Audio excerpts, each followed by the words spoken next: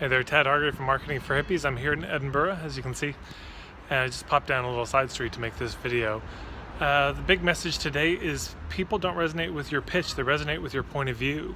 If you're doing an intro workshop, it's easy to think, oh, I've got to really do a good job of pitching my products or services at the end. If you write a sales letter, it's a similar thing. I've got to make that the description of what I'm offering so good that people would want to buy it. And I think it's misdirected drive. What people really need to know is your point of view, your perspective. That's fundamentally the main thing. You know, of course, I talk a lot about these three things: relevance, credibility, and value. Of course, first they need to know is what you're offering relevant to them. And yes, they need to know that it's valuable, that it's, you know, a good return on investment.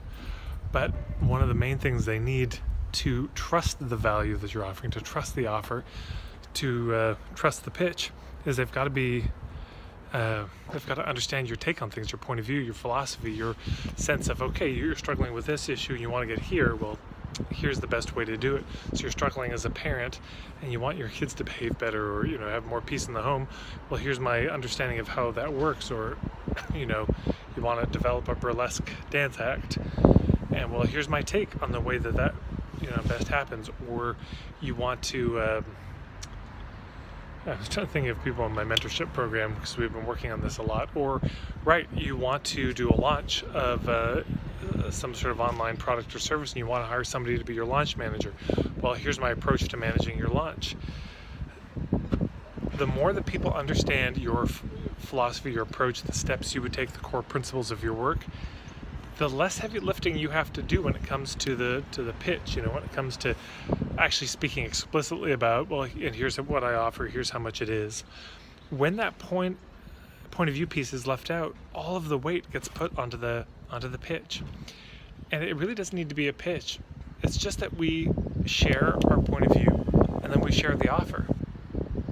That's it. And if they resonate with the point of view, if they're leaning in with the point of view, they're very likely to want to say yes to the offer if it's halfway good. And if they're leaning out on the point of view, if they're like, wow, no, I don't resonate with that at all, they're not going to want to sign up for it. So people don't resonate with your pitch, they resonate with your point of view primarily. You know, if you're looking for a place to create some resonance, that's the place to focus on. Not you come up with an offer that's so good. You know, this idea of that you could create an irresistible offer. There's some tactic or technique that you could use that if you just use that, everyone would say yes, is not true. It's never existed, never will exist. It's just if they think that your particular take on the issue is trustworthy, they're going to want to sign up. And if they don't, they won't. So I feel like I'm repeating myself. But yeah, people don't resonate with your pitch, they resonate with your point of view. So spend most of your time in your sales letter, most of your time in your intro workshop or in your webinar, laying down the point of view, laying out the logic, laying out the sequence of thoughts and the constellation of ideas that comprises your point of view.